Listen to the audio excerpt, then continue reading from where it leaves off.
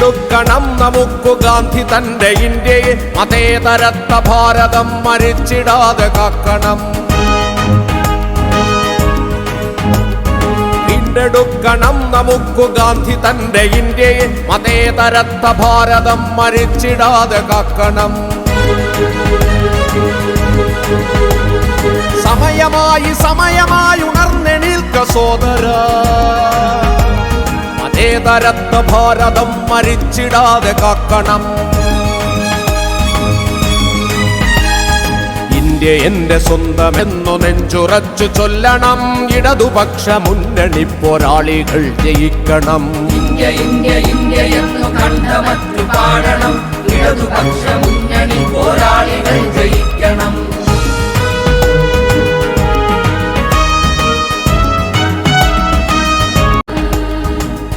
വീണ്ടെടുക്കണം നമുക്കു ഗാന്ധി തന്റെ ഇന്ത്യയെ, ഒന്നുപോലെ കാക്കണം മതേതരത്വ ഭാരതം.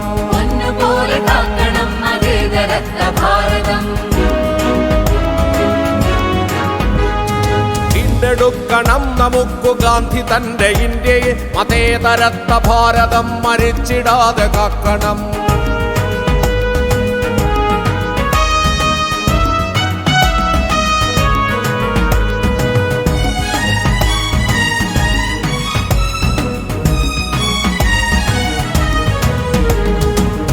വർഷം പിന്നിലേക്കടിച്ചു മോദി ഇന്ത്യയെ,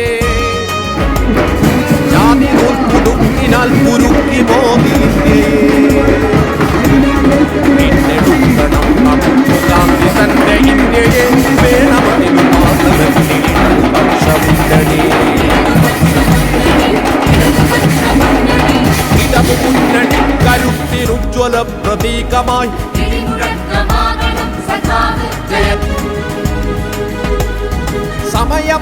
സമയമായി ഉണർന്നെണീൽക്ക സോദരാ, മതേതരത്വ ഭാരതം മരിച്ചിടാതെ കാക്കണം. ഇന്ത്യ എന്റെ സ്വന്തമെന്നു നെഞ്ചുറച്ചു ചൊല്ലണം, ഇടതുപക്ഷ മുന്നണി പോരാളികൾ.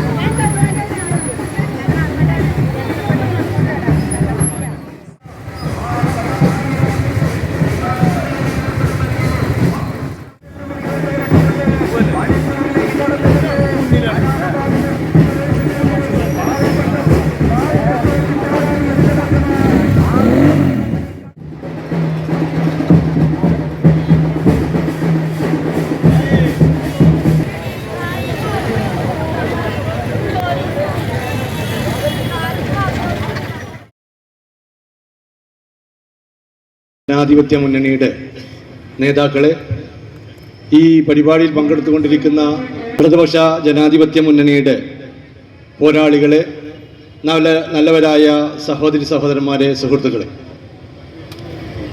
നമുക്കെല്ലാവർക്കും അറിയുന്നത് പോലെ നമ്മുടെ ഇന്ത്യ രാജ്യത്തിൻ്റെ ഭാഗത്വം നിയന്ത്രിക്കുന്നതിന് വേണ്ടിയുള്ള 18ാമത് ലോക്സഭാ തെരഞ്ഞെടുപ്പാണ് ഇവിടെ നടക്കാൻ പോകുന്നത്.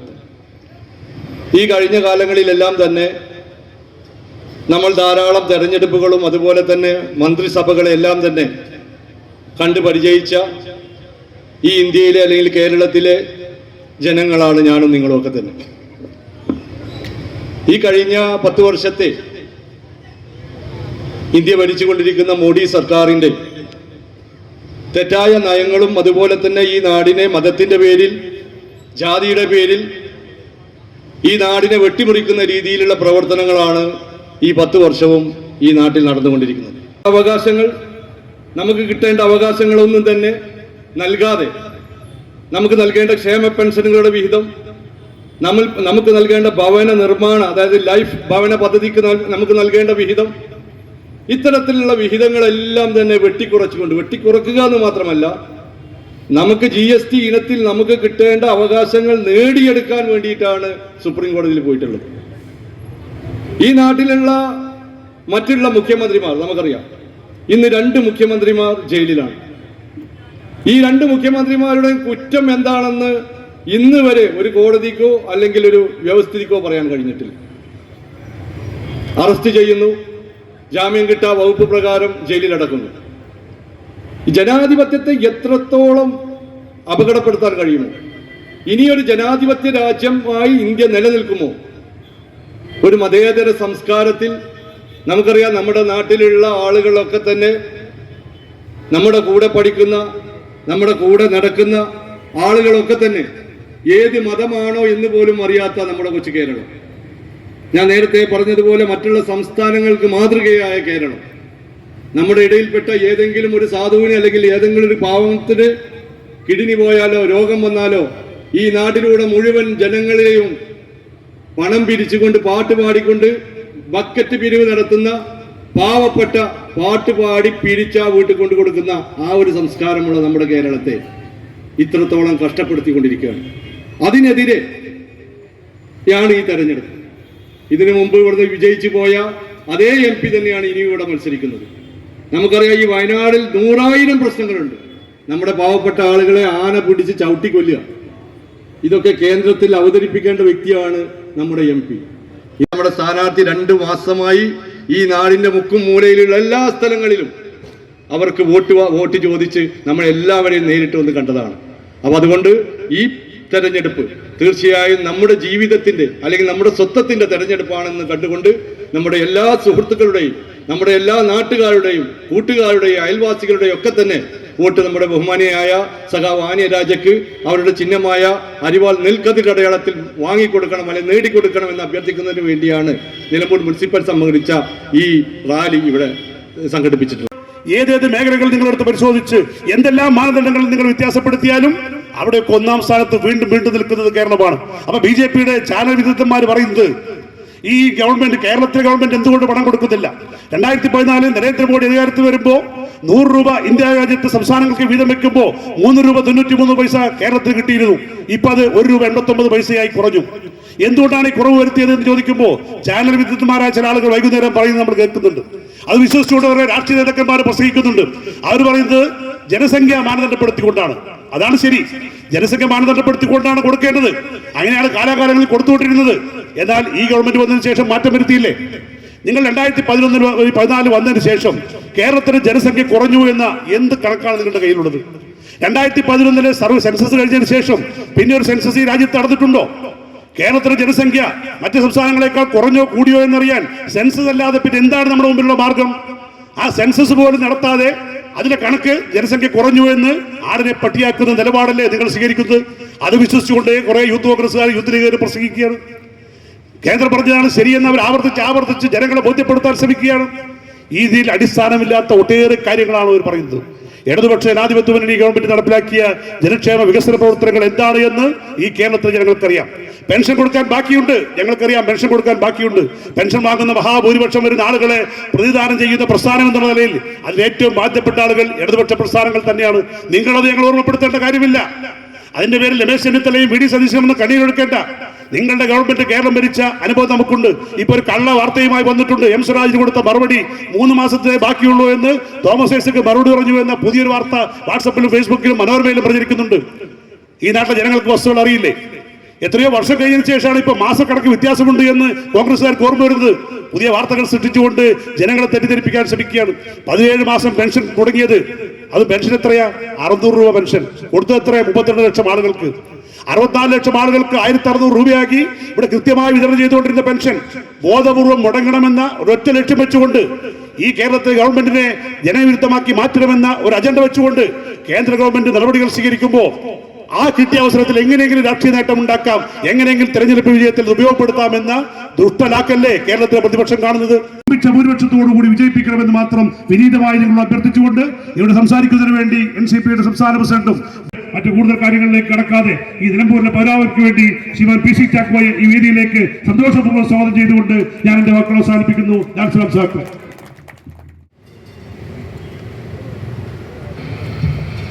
പ്രിയപ്പെട്ട അധ്യക്ഷൻ, വേദിയിൽ സന്നിഹിതരായിട്ടുള്ള ബഹുമാന്യരായ ഇടതുപക്ഷ ജനാധിപത്യ മുന്നണിയുടെ നേതാക്കന്മാർ, നമ്മുടെ ശ്രീ PV അൻവർ MLA അടക്കം, ഏരിയ കമ്മിറ്റിയുടെ സെക്രട്ടറി അടക്കം, പാർട്ടിയുടെ ഇടതുപക്ഷ ജനാധിപത്യ മുന്നണിയുടെ പ്രമുഖരായ നേതാക്കളെ, സുഹൃത്തുക്കളെ, ഇവിടെ വളരെ ദൂരെ നിന്ന് തന്നെ നല്ലൊരു പ്രസംഗം കേട്ടുകൊണ്ടാണ് ഞങ്ങൾ വന്നത്.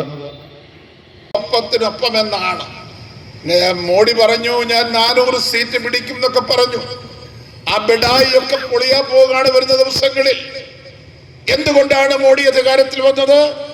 മോഡി അധികാരത്തിൽ വന്നത് BJP വിരുദ്ധ കക്ഷികൾ ഭിന്നിച്ചതുകൊണ്ടാണ്. 2014 മോഡിയുടെ ഗവൺമെന്റ് വന്നു. അത് മോഡി ഒരു അന്തർദേശീയ വ്യക്തിത്വമൊന്നും അല്ല. ഗുജറാത്തിലെ ഒരു മുഖ്യമന്ത്രി, 2 കൈയിലും ചോര. 2002 ഗുജറാത്തിലുണ്ടായ വർഗീയ കലാപത്തിന്റെ ചോരപ്പാടുകളുമായിട്ടാണ് അമിത്ഷായും മോഡിയും ഡൽഹിയിലേക്ക് വന്നത്. ഇന്ത്യയിലെ നേതൃത്വം 2019 തെരഞ്ഞെടുപ്പിൽ മോഡിയെ തോൽപ്പിക്കാൻ വേണ്ടിയുള്ള ഒരു ശക്തിയായ പരിശ്രമം നടത്തിയോ? നിലമ്പൂരിലാണ് ഞാൻ നിൽക്കുന്നത്. ഈ നിലമ്പൂരിനെ ഇന്ത്യയുടെ പാർലമെന്റിൽ പ്രതിനിധാനം ചെയ്യാൻ നാമനിർദ്ദേശ പത്രിക സമർപ്പിച്ചിട്ടുള്ള ശ്രീ രാഹുൽ ഗാന്ധി ഇവിടെ വരും. നിങ്ങളിൽ ആർക്കെങ്കിലും ഒരു ചെറിയ തുണ്ടെഴുതി കൊടുക്കാൻ കഴിയുമെങ്കിൽ ചോദിക്കണം. 2019 BJPയെ പരാജയപ്പെടുത്താനുള്ള ഒരു തന്ത്രപരമായ സഖ്യമുണ്ടാക്കാൻ എന്തുകൊണ്ട് അങ്ങേക്ക് കഴിഞ്ഞില്ല? എന്റെ വ്യക്തിപരമായ ഒരു അനുഭവം ഞാൻ നിങ്ങളുമായി പങ്കുവെക്കാൻ ആഗ്രഹിക്കുന്നു. 2019 ഞാൻ അഖിലേന്ത്യാ കോൺഗ്രസ് കമ്മിറ്റിയുടെ സെക്രട്ടറിയായി ഡൽഹിയുടെ ചുമതലക്കാരനായിരുന്നു. അന്ന് ഡൽഹി ഭരിക്കുന്നത് കേജ്രിവാളാണ് ഇന്നും. പക്ഷെ ഇന്ന് അദ്ദേഹം തീഹാർ ജയിലിൽ ഇരുന്നുകൊണ്ടാണ് ഭരിക്കുന്നതെന്ന് മാത്രമേ ഉള്ളൂ. അതാണ് മോഡി ഭരണത്തിന്റെ സവിശേഷത. ഇന്ത്യൻ ജനാധിപത്യത്തിന്റെ ഇന്നത്തെ സ്ഥിതി അതാണ്. 70 പേരുള്ള അസംബ്ലിയിൽ 67 പേര് കേജ്രിവാളിനോടൊപ്പം, 3 പേര് മാത്രം BJPയോടൊപ്പം. അവിടെയും അന്ന് 2019 ആ തലസ്ഥാന നഗരിയിലുള്ള 7 സീറ്റുകളും 7 പാർലമെന്റ് സീറ്റുകളും BJP ജയിച്ചു. അന്ന് BJPയുമായി ശ്രീ കേജ്രിവാളുമായി സംസാരിച്ച് ഡൽഹിയുടെ ചുമതലക്കാരൻ എന്നുള്ള നിലയ്ക്ക് ഞാനൊരു ധാരണ ഉണ്ടാക്കി. 3 സീറ്റുകൾ കോൺഗ്രസിനും 4 സീറ്റ് കേജ്രിവാളിനും. ഇന്ന് കേജ്രിവാൾ പറഞ്ഞു, നിങ്ങൾക്ക് ഒറ്റ സീറ്റ് പോലും ഇല്ലല്ലോ, ഇവിടെ 3 സീറ്റ് BJPക്ക്, ബാക്കിയെല്ലാം ഞങ്ങളുടെ കയ്യിൽ, പിന്നെ ഞങ്ങളെങ്ങനെ അതിൽ കൂടുതൽ തരിക? ഞാൻ പറഞ്ഞു, ദേശീയ തലത്തിലുള്ള BJP വിരുദ്ധ സഖ്യമാണ് പ്രശ്നം, BJPയെ തോൽപ്പിക്കലാണ് പ്രശ്നം. അതുകൊണ്ട് ദേശീയ പാർട്ടി എന്നുള്ള നിലയ്ക്ക് നിങ്ങൾ വിട്ടുവീഴ്ചയ്ക്ക് തയ്യാറാകണം. അദ്ദേഹം വിട്ടുവീഴ്ചയ്ക്ക് തയ്യാറായി. 3 സീറ്റുകൾ കോൺഗ്രസിനും 4 സീറ്റ് ആം ആദ്മി പാർട്ടിക്കും. അങ്ങേയറ്റത്തെ സന്തോഷത്തോടുകൂടെ, ഒരു ചുമതല നിർവഹിച്ച ആ സായുജ്യത്തോടുകൂടെ ഞാൻ പോയി ശ്രീ രാഹുൽ ഗാന്ധിയെ കണ്ടു. ഞാൻ പറഞ്ഞു, നമുക്ക് മനോഹരമായൊരു സന്ദർഭം വന്നിരിക്കുന്നു. 7 സീറ്റിൽ നമുക്ക് BJP-യെ തോൽപ്പിക്കാം. ഇവിടെ ഞാൻ പറയുന്ന ഓരോ വാക്കുകളുടെയും അടിവരയിടാൻ ഞാൻ തയ്യാറാണ്. രാഹുൽ ഗാന്ധി ഇനിയും വരും നിലമ്പൂരിൽ. അദ്ദേഹം ഇവിടുത്തെ സ്ഥാനാർത്ഥിയാണല്ലോ. ഇന്നലെ ഞാൻ അവിടെ പനമരത്ത് പോയിരുന്ന ഒരു പൊതുയോഗത്തിന് അവിടെ UDF സ്ഥാനാർത്ഥി രാഹുൽ ഗാന്ധിക്ക് വോട്ടിയാണെന്ന് എഴുതി വെച്ചിരിക്കുന്നത്. ഇന്ത്യയുടെ ഭാവി പ്രധാനമന്ത്രിയാകണം എന്ന് ആഗ്രഹിക്കുന്ന ഒരാൾ UDF-ന്റെ സ്ഥാനാർത്ഥിയാണ് അത്രേ. അദ്ദേഹം പറഞ്ഞു എന്നോട്, നിങ്ങൾ മെനക്കെടണ്ട, നിങ്ങൾ കേജ്രിവാളുമായിട്ടൊരു സഖ്യത്തെക്കുറിച്ചൊന്നും ആലോചിക്കണ്ട. കാരണം ഞാൻ കേജ്രിവാളുമായി മാനസികമായി വളരെ അകൽച്ച, ഇന്ത്യയിലെ ഏറ്റവും വലിയ ഭൂരിപക്ഷമായിരുന്നു. ഞാൻ അദ്ദേഹത്തോട് പറഞ്ഞു, അങ്ങ് വന്ന് കേരളത്തിൽ മത്സരിച്ചാൽ അങ്ങ് BJP-ക്കെതിരെ അല്ല മത്സരിക്കുന്നത്. അദ്ദേഹം വയനാട്ടിലേക്ക് വരാൻ തീരുമാനിച്ചപ്പോൾ അന്നും വളരെയേറെ ഉത്കണ്ഠാകുലനായി ഞാൻ അദ്ദേഹത്തോട് പോയി പറഞ്ഞു, അങ്ങെന്തിനാണ് കേരളത്തിലേക്ക് വരുന്നത്? അദ്ദേഹം പറഞ്ഞു, നിങ്ങൾക്ക് എന്താ പ്രശ്നം? ബാക്കി എല്ലാവരും എന്നോട് പറഞ്ഞല്ലോ, ആന്റണി പറഞ്ഞു, അവര് പറഞ്ഞു, ഇവര് പറഞ്ഞു, നിങ്ങൾക്ക് എന്താണ്? ഞാൻ പറഞ്ഞു, എനിക്ക് വല്ലാത്ത ഉത്കണ്ഠയുണ്ട്, എനിക്ക് വല്ലാത്ത വേദനയുണ്ട്. അങ്ങ് കേരളത്തിലേക്ക് വന്നാൽ അങ്ങ് മത്സരിക്കുന്നത് ഇടതുപക്ഷത്തോടാണ്, അങ്ങ് മത്സരിക്കേണ്ടത് BJP-യോടാണ്. BJP-ക്കെതിരായ പോരാട്ടമാണ് ഈ തെരഞ്ഞെടുപ്പിന്റെ മുഖ്യ വിഷയം. അതുകൊണ്ട് BJP-ക്കെതിരായ പോരാട്ടത്തിന് വേണ്ടി അങ്ങ് മത്സരിക്കേണ്ടത് BJP-ക്കെതിരായിട്ടാണ്. അപ്പോ കോൺഗ്രസിലെ ചില നേതാക്കളൊക്കെ എന്നോട് പറഞ്ഞു, അദ്ദേഹം ദേശീയ നേതാവാണ്, സൗത്ത് ഇന്ത്യയിൽ നിന്ന് മത്സരിക്കണമെന്നാണ് അദ്ദേഹത്തിന്റെ ആഗ്രഹം. ഞാൻ പറഞ്ഞു, കർണാടകത്തിലാവാം. ഇന്ദിരാഗാന്ധി ചിക്കമംഗളൂരിൽ മത്സരിച്ചു, സോണിയാഗാന്ധി മേഡക്കിൽ മത്സരിച്ചു, ആന്ധ്രയിലാവാം, കർണാടകയിലാവാം. ഇവിടെ ഒന്നും മത്സരിച്ചാൽ അത് ഇടതുപക്ഷത്തിനെതിരെ അല്ല, അത് BJP-ക്കെതിരെയാണ്.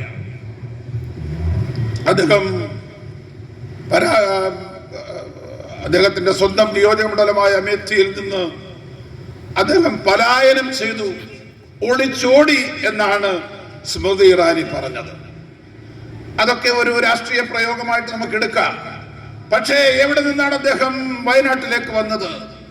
പണ്ഡിറ്റ് ജവഹർലാൽ നെഹ്റു വിജയിച്ച ഫുൽപൂർ, ഇന്ദിരാഗാന്ധി മത്സരിച്ച് വിജയിച്ച റായ്ബറേലി, രാജീവ് ഗാന്ധി മത്സരിച്ച് വിജയിച്ച അമേഠി, ഇതെല്ലാം കോൺഗ്രസിന്റെ തട്ടകങ്ങളായിരുന്നു, നെഹ്റു കുടുംബത്തിന്റെ തട്ടകങ്ങളായിരുന്നു. എന്തുകൊണ്ട് അവിടെ നിന്ന് അവർ പിന്മാറി? പിന്നെ നമ്മൾ എങ്ങനെയാണ് BJP-യെ നേരിടുക? വയനാട്ടിൽ കോൺഗ്രസിന്റെ ഏറ്റവും ദുർബലനായ ഒരു സ്ഥാനാർത്ഥിയെ നിർത്തിയാലും വയനാട് കോൺഗ്രസിന്റെ ഏറ്റവും ശക്തിയുള്ള ഒരു സീറ്റാണ്. ഇപ്പോഴല്ല, പണ്ട്. അതുകൊണ്ട് രാഹുൽ ഗാന്ധി മത്സരിച്ച ആ സീറ്റ് പിടിച്ചെടുക്കേണ്ട സീറ്റൊന്നും അല്ലല്ലോ. പിന്നെ എന്തുകൊണ്ടാണ് അദ്ദേഹം മത്സരിച്ചത്? സ്നേഹിതരെ, സ്മൃതി ഇറാനിയെ പോലെ വളരെ വാചാലമായി സംസാരിക്കാൻ കഴിയുന്നവര് അന്ന് അമേഠിയിൽ പറഞ്ഞു, ഇയാൾക്ക് ഹിന്ദുക്കളെ ഭയമാണ്, ഇയാൾ ഹിന്ദുക്കൾക്ക് ഭൂരിപക്ഷമുള്ളിടത്ത് മത്സരിക്കില്ല എന്ന് പറഞ്ഞു. അദ്ദേഹം ദേശീയ നേതാവാണ്. ഞാൻ രാഹുൽ ഗാന്ധി ആക്ഷേപിക്കുകയല്ല. രാഹുൽ ഗാന്ധിയുടെ പദയാത്ര നടന്നപ്പോ അല്ലെങ്കിൽ യാത്ര നടന്നപ്പോഴൊക്കെ ഞങ്ങളൊക്കെ അതിനെ അത് വിജയിക്കണമെന്ന് ആഗ്രഹിച്ചവരാണ്. പക്ഷേ എന്തുകൊണ്ടാണ് BJP-യെ നേരിടാൻ അദ്ദേഹം ഭയപ്പെടുന്നത്? BJP-ക്കെതിരായ പോരാട്ടം ഇന്ത്യയിൽ ശക്തിപ്പെടുത്താൻ കഴിയുന്നില്ലെങ്കിൽ പിന്നെ എവിടെയാ? അദ്ദേഹം പറഞ്ഞു, എവിടെ മത്സരിച്ചാലും ഇന്ത്യയിൽ BJP-യെ നേരിടുക എന്നതിന്റെ ചുമതലയാണ്. ഞാൻ പറഞ്ഞു, അങ്ങ് ഭാവിയിൽ ഇന്ത്യയുടെ പ്രധാനമന്ത്രിയാകേണ്ട ആളാണ്, അങ്ങ് കമ്മ്യൂണിസ്റ്റ് വിരോധിയാവരുത്, അങ്ങനെ ഇടതുപക്ഷത്തിനെതിരാവരുത്. അങ്ങയുടെ മുത്തച്ഛൻ ഇന്ത്യയുടെ അഭിമാനമായ പണ്ഡിറ്റ് ജവഹർലാൽ നെഹ്റു കമ്മ്യൂണിസ്റ്റ് പാർട്ടികൾക്കെതിരായിരുന്നില്ല. 1938 സ്വാതന്ത്ര്യത്തിന് മുൻപ് ലെനിൻ വിപ്ലവം നടത്തിയ റഷ്യയിൽ പോയി പഞ്ചവത്സര പദ്ധതികൾ എന്താണെന്ന് പഠിച്ചു പണ്ഡിറ്റ്ജി. ഉണ്ടെങ്കിൽ ഇന്ത്യയുടെ പ്രധാനമന്ത്രിയാവണമെന്ന് ആഗ്രഹിക്കുന്ന ഒരാളാണ് ഞങ്ങൾ. ആരും അതിനെതിരല്ല. ഞാൻ ചോദിക്കട്ടെ, നിങ്ങൾക്ക് എന്തുകൊണ്ട് BJP-യോട് മത്സരിക്കാനുള്ള തന്റെ ഇടമുണ്ടാവുന്നില്ല? ആ സാഹചര്യം നമ്മൾ കാണണം. BJP-യോട് മത്സരിക്കാതെ ഒഴിഞ്ഞു മാറിയാൽ എന്താണ് സംഭവിക്കാൻ പോകുന്നത്? 2025 RSS ജന്മം കൊണ്ടിട്ട് 100 കൊല്ലം തികയുകയാണ്. RSS ഹെഗ്ഡേവാർ എന്ന് പറയുന്ന മാന്യൻ രാഷ്ട്രീയ സ്വയം സേവക് സംഘം ഉണ്ടാക്കിയത് 1925-ലാണ്. 2025 ആകുമ്പോ 100 കൊല്ലം തികയും. ഡൽഹിയുടെ രാഷ്ട്രീയ ഉപശാലകളിലെ ചർച്ച എന്താണെന്ന് അറിയുമോ? 2025 ഇന്ത്യയിൽ ചില അത്ഭുതങ്ങൾ നടക്കുമെന്നാണ്. എന്താണ് ആ അത്ഭുതം എന്നറിയുമോ? ആ അത്ഭുതം ഇന്ത്യ ഒരു മതരാഷ്ട്രമായി മാറണം എന്നുള്ളതാണ്. ലോകം കണ്ട എല്ലാ മതങ്ങളും എവിടെയുണ്ട്. ആ മതങ്ങളെല്ലാം അതിന്റെ എല്ലാ ഐശ്വര്യങ്ങളോടും കൂടി, അതിന്റെ എല്ലാ ആചാരങ്ങളോടും കൂടി ഇന്ത്യയിൽ നിലനിൽക്കുന്നു എന്നതാണ് ഈ രാജ്യത്തിന്റെ സവിശേഷത. പ്രിയപ്പെട്ടവരെ, നമ്മുടെ മക്കൾ ഒന്നിച്ച് സ്കൂളിൽ പോകുന്നു. അവരുടെ ജാതീയത, മതമേത എന്നവരന്വേഷിക്കുന്നില്ല. അവരൊന്നിച്ച് അവിടെ ഊട് കഴിക്കും, അവരൊന്നിച്ച് തിരിച്ചു വരും, ഒന്നിച്ച് പഠിക്കും. ജാതിയും മതവും ഒന്നും ഒരിക്കലും നമ്മളെ ഭിന്നിപ്പിച്ചിട്ടില്ല. ഒരമ്മയുടെ മക്കളെ പോലെ അയൽപക്കത്തെ വീടുകളിൽ ജാതിയും മതവും ചോദിക്കാതെയും അറിയാതെയും വളരുന്ന കേരളം പോലുള്ള ഒരു സ്ഥലത്ത് നിന്നുകൊണ്ട് വേദനയോടുകൂടി ഞാൻ പറയുന്നു, ഇന്ത്യയിൽ BJPയെ തോൽപ്പിക്കാനുള്ള പോരാട്ടത്തിന് രാഹുൽ ഗാന്ധി തയ്യാറാണോ? ഇവിടെ ശ്രീമതി അനിരാജ മത്സരിക്കുന്നു. ഞാൻ ഡൽഹിയിൽ കുറെ കാലം ഉണ്ടായിരുന്നുകൊണ്ട് അനിരാജയുമായി വളരെ അടുപ്പമുള്ള ഒരാളാണ്. രാജ്യത്തിന്റെ പോരാട്ടത്തിന്റെ മുൻപന്തിയിൽ നിന്നുകൊണ്ട് സ്വന്തം വിശ്വാസ പ്രമാണങ്ങളാണ് വലുത് എന്ന് പറഞ്ഞ മഹതിയായ ഒരു നേതാവോട് മത്സരിക്കുന്നു രാഹുൽ ഗാന്ധി. ഇവിടെ മത്സരിക്കുമ്പോ അദ്ദേഹം ജയിക്കണം, അദ്ദേഹത്തിന് ഡൽഹിയിൽ പോകണം, അദ്ദേഹം ദേശീയ നേതാവാണ്, ഇതൊക്കെ ഞാൻ സമ്മതിക്കുന്നു. പക്ഷേ ഒരു കാര്യം ഞാൻ ചോദിക്കട്ടെ, മൂക്കിനപ്പുറത്തൊരു ലോകമുണ്ടെന്ന് കാണാൻ കഴിയാത്ത ഒരു നിലയിലേക്ക് എന്തുകൊണ്ട് കേരളത്തിലെ കോൺഗ്രസ്സുകാരും എന്തുകൊണ്ട് ദേശീയ തലത്തിലുള്ള കോൺഗ്രസ്സുകാരും എത്തിച്ചേർന്നിരിക്കുന്നു? കഴിഞ്ഞ പ്രാവശ്യം പ്രധാനമന്ത്രി കേരളത്തിൽ നിന്നാണ് എന്ന് കരുതി കൂടടച്ചു വോട്ട് ചെയ്തല്ലോ. 19 സീറ്റും 18 സീറ്റും അവർക്കായിരുന്നു. അത് നമ്മൾ എവിടെയാ കൊണ്ടെത്തിച്ചത്? ആ 18 സീറ്റ് ഇല്ലായിരുന്നെങ്കിൽ എന്താകുമായിരുന്നു സ്ഥിതി? 543 സീറ്റുള്ള ഇന്ത്യൻ പാർലമെന്റിൽ 10% 54 സീറ്റ് ഉണ്ടെങ്കിലേ ഔദ്യോഗിക പ്രതിപക്ഷമാകൂ. രാഹുൽ ഗാന്ധിയുടെ കൂടെ 44 പേരെ ഉണ്ടായിരുന്നുള്ളൂ. ആ 44-ൽ 18 കേരളത്തിൽ നിന്നായിരുന്നു. നാളെ എന്താണ് സ്ഥിതി? അമേഠിയിലെ സ്ഥിതി എന്താ? റായ്ബറേലിയിലെ സ്ഥിതി എന്താ? സോണിയാഗാന്ധി റായ്ബറേലിയിൽ നിന്ന് മാറി രാജ്യസഭാംഗമായി. ഇനി അവർ റായ്ബറേലിയിൽ മത്സരിക്കുന്നില്ല. ഈ BJP പിടിച്ചെടുത്ത കോൺഗ്രസിന്റെ ഈ ടില്ലങ്ങളിൽ ആ BJPയെ നേരിടാനുള്ള തയ്യാറെടുപ്പ് എന്താണ് കോൺഗ്രസിന്റെ ഭാഗത്തു നിന്ന്? മറ്റുള്ള പാർട്ടികളുടെ നയങ്ങൾ രൂപീകരിക്കുന്ന നമ്മളല്ല, എങ്കിലും അറിയാതെ ചോദിച്ചു പോവുകയാണ്. ഇന്ത്യ വിഴുങ്ങാൻ 1000 ദംഷ്ട്രങ്ങളുമായി രാക്ഷസ രൂപം പ്രാപിച്ച് BJPയും RSSും ഒക്കെ വരുന്നു. ഈ തെരഞ്ഞെടുപ്പ് കഴിഞ്ഞാൽ ഇന്ത്യ ഒരു മതരാഷ്ട്രമാക്കി മാറ്റാനുള്ള എല്ലാ ശ്രമങ്ങളും നടക്കുകയാണ്. ഇന്ത്യയുടെ പാർലമെന്റ് ഇന്നൊരു വെറും കാഴ്ച വസ്തുവായി മാറിയിരിക്കുന്നു. പുതിയ പാർലമെന്റ് മന്ദിരം പണിതു. അതിന്റെ ചിത്രം നിങ്ങൾ കണ്ടു കാണും. അതിന്റെ മുകളിൽ മോഡിയുടെ പടമുണ്ട്. ഞങ്ങളാണ് പാർലമെന്റ് മന്ദിരം പണിതത്. ശരിയാണ്, പാർലമെന്റ് മന്ദിരത്തിന് കോൺട്രാക്ട് കൊടുക്കാനും അത് പണിയാനും ഒക്കെ വളരെ എളുപ്പമാണ്. പക്ഷേ ആ പാർലമെന്റ് കഴിഞ്ഞ 5 കൊല്ലം കൊണ്ട് കൂടിയത് എത്രയാണെന്നറിയാമോ? 211 ദിവസം. കോൺഗ്രസ് മാനിഫെസ്റ്റോ ഇറക്കി. ആ മാനിഫെസ്റ്റോയില് ഒരിടത്തും CAA കുറിച്ച് ഒരു പരാമർശനമില്ല. ഞങ്ങളുടെ ഗവൺമെന്റ് വന്നാൽ, ഈ കോൺഗ്രസ് അധികാരത്തിൽ വന്നാൽ, കോൺഗ്രസിന് നിയന്ത്രണമുള്ള ഒരു ഗവൺമെന്റ് വന്നാൽ പൗരത്വ ഭേദഗതി നിയമം ഞങ്ങൾ റദ്ദാക്കുമെന്ന് പറയാനുള്ള തന്റെ ഇടം എന്തുകൊണ്ടാണ് രാഹുൽ ഗാന്ധിയുടെ പാർട്ടിക്ക് ഇല്ലാതെ പോകുന്നത്? ഇടതുപക്ഷ പാർട്ടികളുടെ പ്രകടന പത്രികയിൽ, നാഷണലിസ്റ്റ് കോൺഗ്രസിന്റെ പ്രകടന പത്രികയിൽ ഒക്കെ ഞങ്ങൾ പറയുന്നത് പൗരത്വ ഭേദഗതി നിയമം റദ്ദു ചെയ്യുക. ഇപ്പോൾ അവർ കൊണ്ടുവന്നിരിക്കുന്ന ആർട്ടിക്കിൾ 370 ജമ്മു കാശ്മീരിനെ ഛിന്നഭിന്നമാക്കിയ ആ വകുപ്പ് പുനഃസ്ഥാപിക്കുക. ഇതൊക്കെയാണ് ഇന്ത്യയിലെ ദേശീയ പാർട്ടികളുടെ മാനിഫെസ്റ്റോ. പക്ഷെ ഈ മാനിഫെസ്റ്റോയിൽ ഒന്നും കോൺഗ്രസിന് എന്തുകൊണ്ടാണ് വിശ്വാസമില്ലാത്തത്? അതിപ്പോ അവര് പറയുന്നത് അതിനെന്താ, ഞങ്ങളിത് ചെയ്താൽ പോരെ. എന്തിനാ പറയുന്നത്? ഭരണഘടന ഒരു വിശ്വാസ പ്രമാണമാണ്. ഭരണഘടന നിങ്ങൾ അധികാരത്തിൽ വന്നാൽ എന്ത് ചെയ്യും എന്ന് ജനങ്ങളോട് പറയുന്ന ഒരു വാഗ്ദാനമാണ്. അത് വിശുദ്ധമായ ഒരു പ്രതിജ്ഞയാണ്. ആ പ്രതിജ്ഞയിൽ ഇതുപോലെ ഉൾപ്പെടുത്താൻ കഴിയുന്ന ഒരു ദീർഘവീക്ഷണം ഉണ്ടായില്ലല്ലോ രാഹുൽ ഗാന്ധി. നിങ്ങളെ ഓർക്കുമ്പോൾ ഞങ്ങൾക്ക് സഹതാപം തോന്നുന്നു. കേരളവും ഇന്ത്യയും ഛിന്ന ഭിന്നമാകുന്ന ഒരു സാഹചര്യത്തിലേക്ക് ഇന്ത്യ മഹാരാജ്യം മതേതരത്വം നഷ്ടപ്പെട്ട ഒരു മതരാഷ്ട്രമായി മാറുന്ന സാഹചര്യത്തിലേക്ക് ഇന്ത്യ നയിക്കാൻ കഴിയുന്ന ഒരു സാഹചര്യമാണ് കോൺഗ്രസ് ഇവിടെ സൃഷ്ടിക്കുന്നത് എന്നത് നിർഭാഗ്യകരമാണ്. ഇത് ചോദിക്കാൻ ദേശീയ പ്രസ്ഥാനത്തിന്റെ പാരമ്പര്യം അവകാശപ്പെടുന്നവരാരുമില്ല. നിങ്ങൾ ചോദിക്കണം. ഇടതുപക്ഷ പ്രസ്ഥാനങ്ങൾ ഇന്ത്യയെ സ്നേഹിക്കുന്ന, ഇന്ത്യയുടെ മതേതരത്വത്തെ സ്നേഹിക്കുന്ന, ഇന്ത്യയുടെ ഭരണഘടനയെ സ്നേഹിക്കുന്ന ഇന്ത്യയിലെ ജനാധിപത്യ പ്രസ്ഥാനങ്ങൾ, ഇടതുപക്ഷ പ്രസ്ഥാനങ്ങൾ അതിനുവേണ്ടി ഉച്ചത്തിൽ സംസാരിക്കാൻ കഴിയണം. അതുകൊണ്ട് കോൺഗ്രസ്സുകാര് നടപ്പാക്കുന്ന പല നയങ്ങളുടെയും പിന്നിൽ ഇപ്പോൾ വളരെ രസകരമായ ഒരു വ്യാഖ്യാനമുണ്ട്, സോഫ്റ്റ് ഹിന്ദുത്വം. പണ്ഡിറ്റ് ജവഹർലാൽ നെഹ്റു പറഞ്ഞു, ബക്ര നങ്കൽ ഡാം ഉദ്ഘാടനത്തിന് പോയി. പണ്ഡിറ്റ്ജിയോട് ആരോ പറഞ്ഞു തേങ്ങ ഉടയ്ക്കണം. പണ്ഡിറ്റ്ജി പറഞ്ഞു തേങ്ങായും മാങ്ങായും ഒന്നും ഉടയ്ക്കണ്ട, നിങ്ങൾ ഇതിൽ പണിയെടുത്ത് ഇവിടെ മരിച്ചു വീണ നൂറുകണക്കിന് ആളുകൾ അപകടം പിടിച്ച, ഇന്നത്തെ മാതിരി ആധുനിക ഉപകരണങ്ങളൊന്നുമില്ലാതെ അന്ന് തലയിൽ കൊട്ടയിൽ മണ്ണ് ചുമന്ന് പണിതാണ് ലോകത്തിലെ ഏറ്റവും വലിയ ബക്രാനങ്കൽ ഡാം. ആ ഡാം ഉദ്ഘാടനം ചെയ്യാൻ ഒരു ആദിവാസി വനിതയെ വിളിച്ച് അടുത്ത് നിർത്തി ആ ആദിവാസി വനിതയെ കൊണ്ടാണ് വിളക്ക് കത്തിച്ചത് പണ്ഡിറ്റ് ജവഹർലാൽ നെഹ്റു. ആ നെഹ്റു എവിടെ? നല്ല നീളമുള്ള ഒരു പൊട്ടുമൊക്കെ ഇട്ടിട്ട് ഞാനൊരു ശിവഭക്തനാണെന്ന് പറഞ്ഞ് 1-2 മാസം അജ്ഞാതവാസം കഴിഞ്ഞ് വരുന്ന രാഹുൽ ഗാന്ധി എവിടെ? ഞാൻ അദ്ദേഹത്തിന്റെ വ്യക്തിപരമായ ഒരു വിദ്വേഷം വെച്ചുകൊണ്ട് പറയുന്നതല്ല. ഇന്ത്യ മതേതര രാഷ്ട്രമായി നിൽക്കണം എന്നുണ്ടെങ്കിൽ നെഹ്റു കാണിച്ചു തന്ന മാർഗമുണ്ട്, മഹാത്മജി കാണിച്ചു തന്ന മാർഗമുണ്ട്. ആ മാർഗം ഊതി തെളിക്കണം, ആ മാർഗത്തിലൂടെ നമുക്ക് സഞ്ചരിക്കണം. അതിനെതിരായി വരുന്ന എന്തിനേയും നമുക്ക് എതിർക്കണം. അതുകൊണ്ട് ഒരു തെരഞ്ഞെടുപ്പിൽ ജയിക്കാൻ വേണ്ടി ഒരുപാട് തെറ്റുകൾ വിഴുങ്ങാൻ ശ്രമിക്കുന്നവരെ ഇന്ത്യ നയിക്കാൻ കഴിയും എന്ന് നമുക്ക് കരുതാനാവില്ല. ഞാൻ ദീർഘിപ്പിക്കുന്നില്ല. ഇന്ത്യയുടെ രാഷ്ട്രീയം 18ാമത്തെ തെരഞ്ഞെടുപ്പ് കഴിഞ്ഞാൽ വീണ്ടും തെരഞ്ഞെടുപ്പ് ഉണ്ടാകണം. ഇന്ത്യയിൽ ജനാധിപത്യം, ഫാസിസം ജനാധിപത്യത്തിന്റെ മാർഗത്തിലൂടെ വരുന്നു എന്ന് ഒരു ചൊല്ലുണ്ട്. ഹിറ്റ്ലർ ജർമ്മനിയുടെ ഭരണാധികാരിയായി വന്നപ്പോ അദ്ദേഹം വളരെ പോപ്പുലർ നേതാവായിരുന്നു. പാവപ്പെട്ടവന് വേണ്ടി സംസാരിച്ചു, സാധാരണക്കാരന് വേണ്ടി സംസാരിച്ചു.